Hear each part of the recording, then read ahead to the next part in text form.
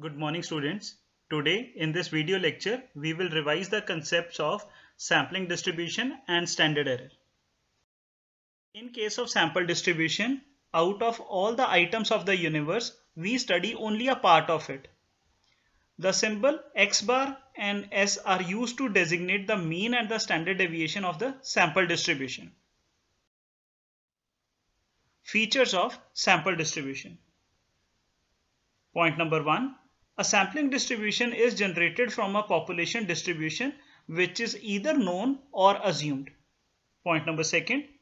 The same population may generate an infinite number of sampling distributions for the statistic, each for special sample size n. Point number 3. A population may generate sampling distributions for two or more different statistics. Sampling distributions are of great importance in theory and practice of statistics. It is because of the fact that sampling distribution of a statistic has well-defined properties, and it is from these properties that we can calculate risks involved in making generalization about population on the basis of samples. So, on the slides are the properties of sampling distribution. Number 1. The arithmetic mean of the sampling distribution is same as the mean of the universe from which the samples are drawn. Property number 2. The sampling distribution of the mean has a standard deviation equal to the population standard deviation divided by the square root of the sample size. Point number 3.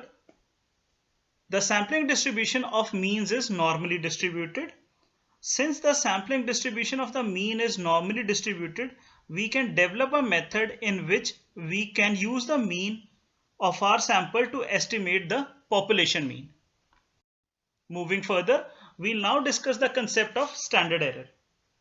The standard deviation of the sampling distribution is called the standard error. It is so called because it measures the sampling variability due to the chance or random forces. Hence, it can be concluded that the term standard error is necessary to describe the sampling distribution. Utility of standard error. Point number 1. It is used as an instrument in testing a given hypothesis. The hypotheses are generally tested at 5% level of significance. If the difference between observed and expected means is more than 1.90 standard error, then we can say that the result of experiment does not support the hypothesis at 5% level. Point number 2. The standard error provides an idea about the unreliability of a sample, which means the greater the standard error, the greater is the departure of actual frequencies from the expected ones, and hence the greater is the unreliability of the sample. Point number 3. With the help of standard error, we can determine the limits within which the parameters values are expected to lie. Now we'll talk about the concept of estimation. When data are collected by sampling from a population, the most important objective of statistical analysis is to draw inferences or generalizations. Thus, estimation is concerned with the methods by which the population characteristics are estimated from sample information. The estimation can be classified into two parts in terms of estimates. Point number 1, point estimates. Point number 2, interval estimates.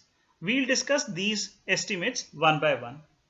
Point estimate is a single number which is used as an estimate of the unknown population parameter, whereas the interval estimate would always be specified by two values, that is the lower one and the upper one.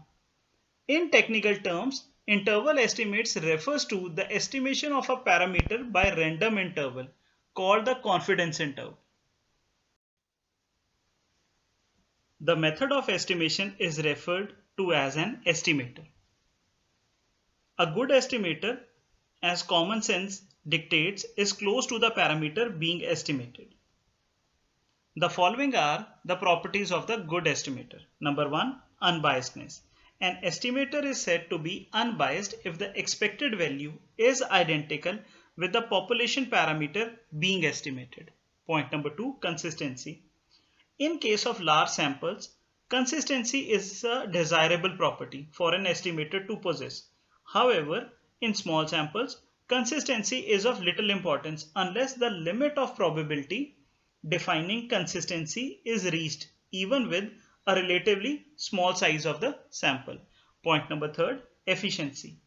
The concept of efficiency refers to the sampling variability of an estimator. If two competing estimators are both unbiased, the one with smaller variance is said to be relatively more efficient than the second one. Last, point number 4, sufficiency.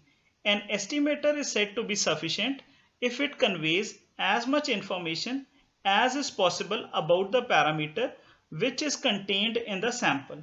The significance of sufficiency lies in the fact that if a sufficient estimator exists, it is absolutely unnecessary to consider any other estimator. I hope you must have understood today's lecture and must have revised the concepts of sampling distribution and standard error. Thank you and have a nice day.